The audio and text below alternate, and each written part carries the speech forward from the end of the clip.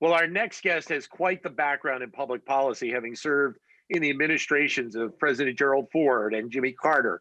He was also labor secretary under President Clinton between 1993 and 97, and was also part of President Obama's economic transition team.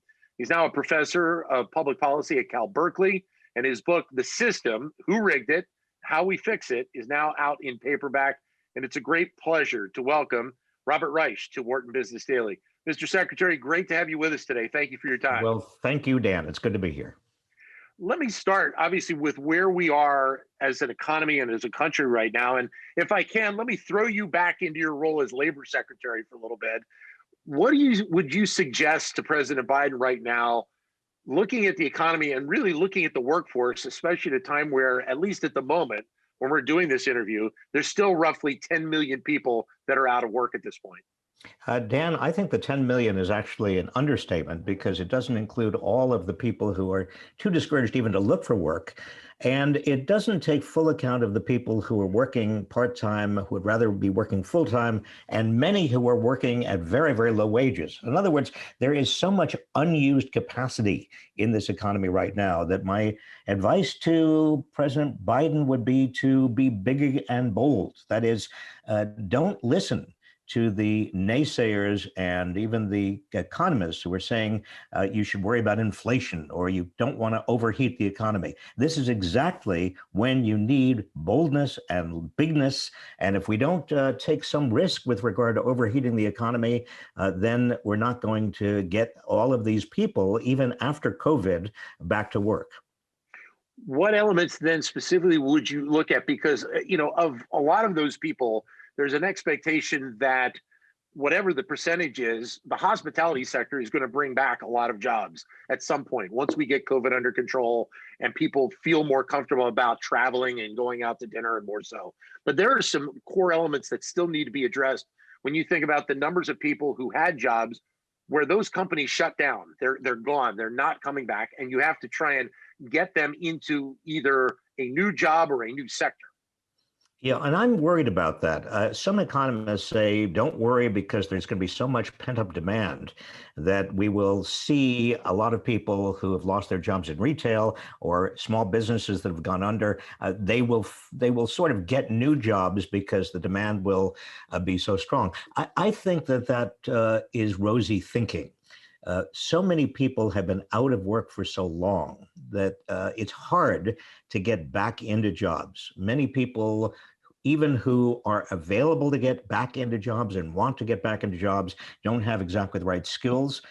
Many people are finding, and I think that it's going to be the case that small businesses, once they've closed, it's very hard for small businesses to reopen. In other words, what you have here is not a normal recovery in front of us.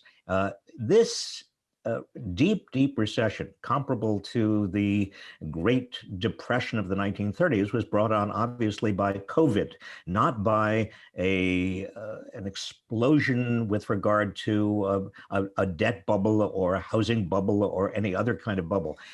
And this deepening crisis, and it is a crisis, has very different qualities because there are so many people and so many businesses that simply have stopped working or stopped functioning in the way they had economically before. So I would say that the Biden administration has got to provide not only a very large stimulus package, on the scale of, the 1.9 trillion, I think is exactly right, if not too modest. I think that also there's going to be a lot of attention paid to job retraining, helping people get back to the kinds of work that they had before, if not better work, it's not just retraining, Dan. It's also job counseling, relocation assistance. We have now a housing crisis in many parts of the country where there are still jobs. People can't afford to live in those places. So it's got to be a multi-pronged approach. So it feels like, to a degree, you're talking about almost using a term that I've used and many people have over the last 11 months is we need a pivot. and we need a pivot as a country. When you think about where we want to be in 5 years, but maybe even where we want to be in the next 10, 20, or 30 years as well. Exactly. And it's going to be a dramatic pivot to the point where we risk, if we have to, we risk a little bit of inflation. Maybe we risk a little bit of crowding out of private investment. I doubt it. I don't think there's any inflation on the horizon. I don't think there's any crowding out. We haven't seen crowding out in years. But it's worth the risk because of the scale of the problem we face. You wrote an opinion piece a couple of weeks ago about President Biden and this concept of trying to govern from the center. And obviously, we know that the struggles that have been up there on Capitol Hill in trying to get stuff done over the last several years have very much been documented. Take us through your mindset of President Biden's path to try and get things done in this type of Congress, and why governing from the center, you believe, is really not an option at this point. Well, I think that he does appropriately want to govern from the center to the extent that means governing all of America and making sure that Americans who voted for Donald Trump understand that he, Biden, is their president too, cares about them, is acting on their behalf. Yes, that kind of governing from the center is very important. But governing from the center in a narrower way, when we're talking about compromising with Republicans who are, either Trump Republicans or big business Republicans, that is not necessary. And that kind of governing from the center, I think, would stymie the kind of scale and magnitude of what is actually needed right now and what Biden needs to do. I'm also concerned, quite frankly, about some conservative Democrats, such as Joe Manchin in West Virginia, who, for a variety of reasons, may not want to go forward with the scale and the boldness that Biden wants. But listen, I think a part of leadership is to say to the Joe Manchins of the world, look, we've got to do this. We don't have a choice. There are conservative Democratic economists like Larry Summers who had been talking about inflation. It's absurd at this point. I think that Biden has got to basically say, I'm not going to listen to even these Democratic policymaking voices right now because the scale of the problems are so huge. We have not had an economic and social crisis to this extent since the 1930s. And I, Joe Biden, am going to barrel ahead and do what needs to be done. So there seems to be an expectation out there that the second half of 2021 is going to be the time where we really start to see the economy pick back up. Are you in that camp, or are you even a little hesitant to see how the COVID plays out and the vaccines and the jobs numbers that we'll see over the next few months? I am optimistic, but very cautiously optimistic, Dan. I think that it would be foolish to assume that we're going to see a big recovery in the second half of 2021. There are too many really imponderables. We don't know how effective the vaccines are going to be. We don't know about the new strains of virus that are now affecting dramatic numbers of people in the United States and around the world. We don't know about the places around the world that are now still showing increases in infections. Given how integrated the entire world is, that's going to boomerang here in the United States to some extent. And we don't know, as we talked about before, the extent to which businesses, small businesses, and individuals who have been out of work for quite some time can actually get back into work and recover. You're obviously part of education now there at Cal Berkeley, and I wanted to ask you about the state of education right now in the country in regards to the future of our economy, because there's obviously a concern right now that students who had to do virtual learning may have lost several months of learning because they weren't, in school with their teachers. How concerned are you of that fact? And is it also a time to kind of rethink what we're teaching at school? Because we talk a lot on this show about financial literacy and the fact that there just doesn't seem to be enough of that discussed even at the high school and middle school and grade school level. Yes, I think that this is an opportunity to rethink a lot of public education. My great concern right now, as you suggested, is that many of our young people in this country are not really getting the education they need. They weren't getting it even before the pandemic, but right now they are falling behind. And this is particularly true of working class and poor kids who don't have easy access to the internet, or whose schools don't really have the facility to teach over the internet to the extent that the wealthier school districts do. And we're seeing, in fact, we even have measurements already that these kids are falling behind. 5 months, 8 months, in some cases, they're losing the entire year.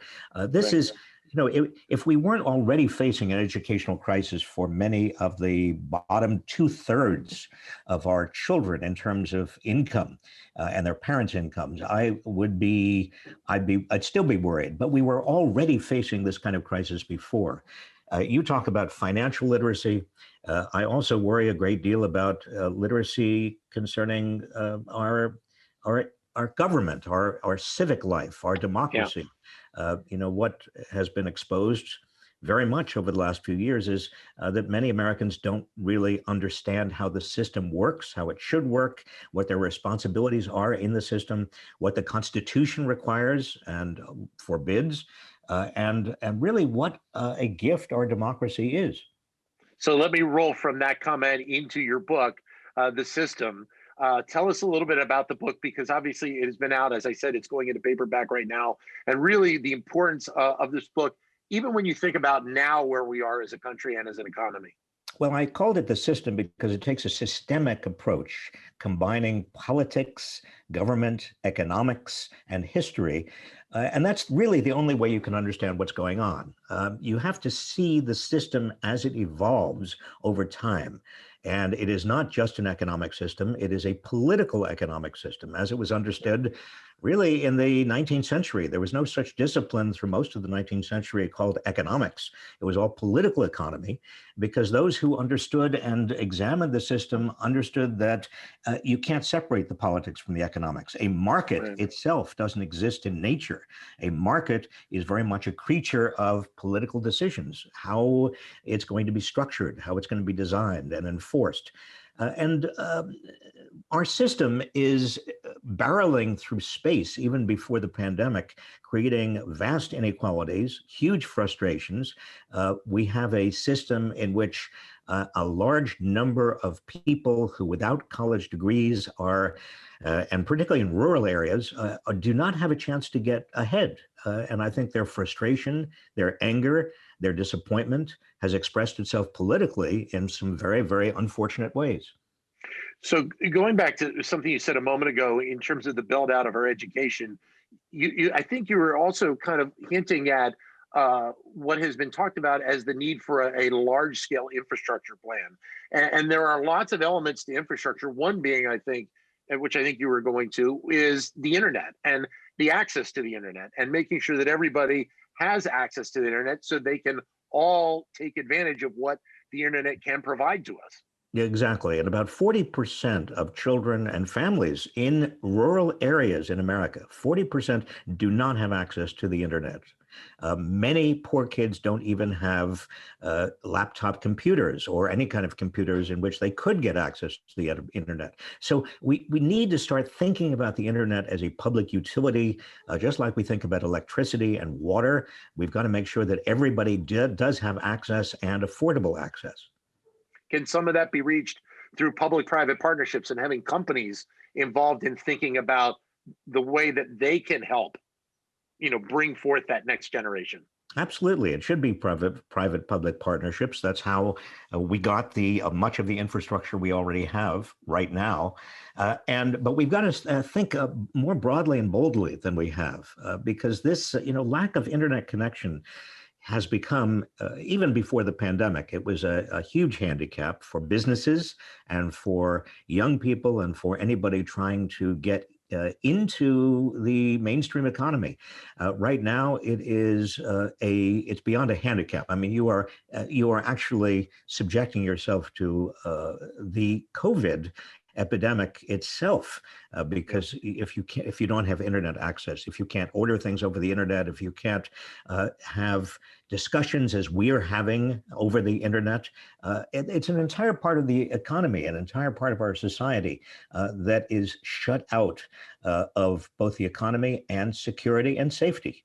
Is there an area that you focus on with all of these elements kind of in play that you say, this is one of the key elements that maybe is not being talked about as much, but it still will end up being a very important component for us to address as we move forward as a country and as economy over the next several years? Yes, Dan, one of the things that I focus on in the book, and I think is really critically important, is the fundamental purpose and role of the corporation. And I'm talking about big corporations, not small businesses. There's a huge difference. Big corporations, up until the late 70s and through the 1980s, really did subscribe to what I call, others call it as well, stakeholder capitalism, in which they existed not just to maximize shareholder returns, but also to maintain the lifestyles and the benefits of their workers, jobs, their communities. They had a lot of responsibilities in our society. And then after the advent of the unfriendly takeovers, the hostile takeovers of the 1980s, we saw a very different kind of capitalism emerge. That is shareholder capitalism.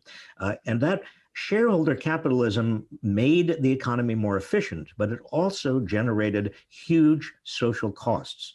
And those social costs we're still living with. Some of those social costs are the abandonment of communities, of cities, of entire parts of this country, the closing of factories, outsourcing abroad, the kind of moving of employees from employment status to reclassified as independent contractors and gig workers. In almost every facet of the economy, we see the consequences of moving from stakeholder to shareholder capitalism. And many of these social costs are much larger than anybody had figured before. We've got to not necessarily go back to stakeholder capitalism, but figure a way in which our current shareholder capitalism can spread its benefits much, much more broadly. Mr. Secretary, an absolute pleasure to have you on the show. Thank you very much for joining us today, and good luck there at Cal Berkeley and with the book. Well, thank you very much, Dan. Bye-bye. Thank you. Robert Reich, former labor secretary, now a professor of public policy at Cal Berkeley. And as we mentioned, his book going out into paperback right now, The System, Who Rigged It, and How We Fix It.